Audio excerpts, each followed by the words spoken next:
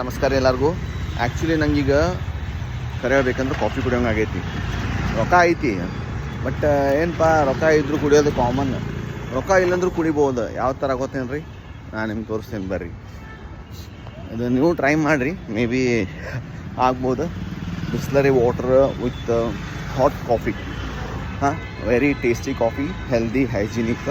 ಅದು ಯಾವ ಥರ ಅಂದ್ರೆ ತೋರಿಸ್ತೇನೆ ಬರ್ರಿ. ನಾ guys.